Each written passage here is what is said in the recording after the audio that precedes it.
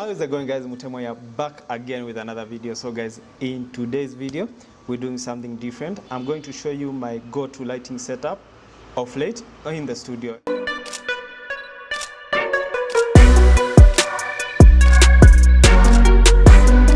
And right here in Photoshop you can see I have an image of the whole light setup, just two light setup, and you can see there's this light which I've pointed right here. This is just to show you this is a light I feel when I need to, but the light setup I'm showing you to is our two light setups, and both of the lights are set into the C-stand. And guys, let me explain why.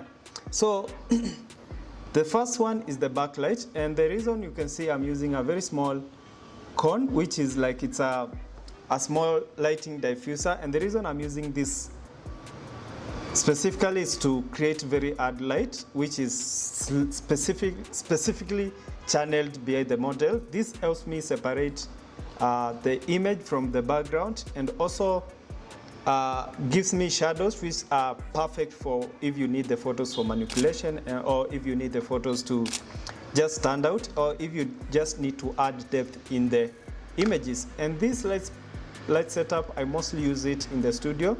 Outdoor, because sometimes we have natural light, or we shoot against the light, is that the light that is the golden hour and we need the sun in the background. It's just the same as this light setup. That's why we have this light behind the model and slightly on top. That's why you can see I have two C-stands. If you need to use this light, C-stands or boom stands are very important, because they'll give you the elevation you need to get the lights perfectly, or they'll give you the light you need, because most of the time you need the light up slightly so that you can get the kind of lighting you need. And you can see this other light here is the main light, and you can see it's attached to a C-stand, and I'm using an umbrella. That is, the light bounces on the umbrella and falls to this reflector right here. That is, there's no any light hitting the background, so it's like indirect lighting. So it's coming from it's reflecting on the umbrella, coming back to the reflector, and then going back to the model. That means you're getting the softest light possible, and that helps me get very, very soft and clean images. And as I explained this, I'll attach a few behind the scenes on how I use the lighting, but I'm just using this image to explain the lighting. And guys, now since you have seen the lighting setup, let me go to Lightroom and show you how the results were.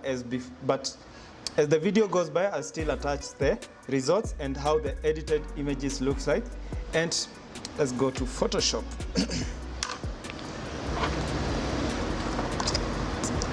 Oh, let's go to Lightroom, sorry. Can you a decent image? All right, now guys, you can see we are here in Photoshop. Let me just reset the image to be as the way it looks from the camera.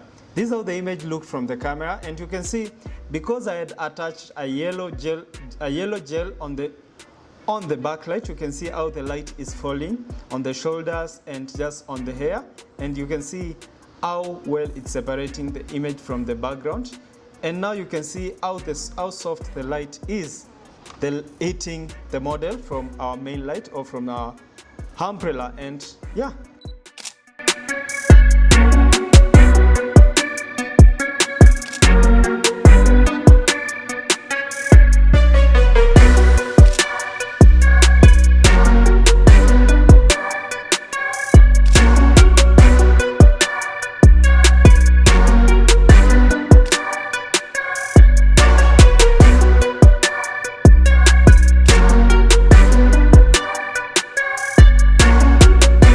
That's my go-to light setup of late, and I'll attach as many images and as many videos as possible.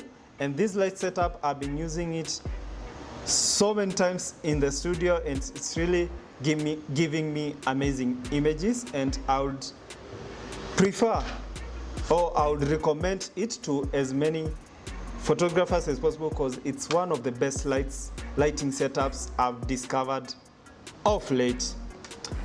The good thing about this light setup is you can use it if you need to manipulate your images. You can see on these specific images, the background, most of the time, the models or the clients don't want the images to have the normal background, plain background in the studio, so we end up manipulating the background. So we make sure we use the light setup which separates the image from the background for easier manipulation and to make the image look as realistic as possible. So hence this light setup.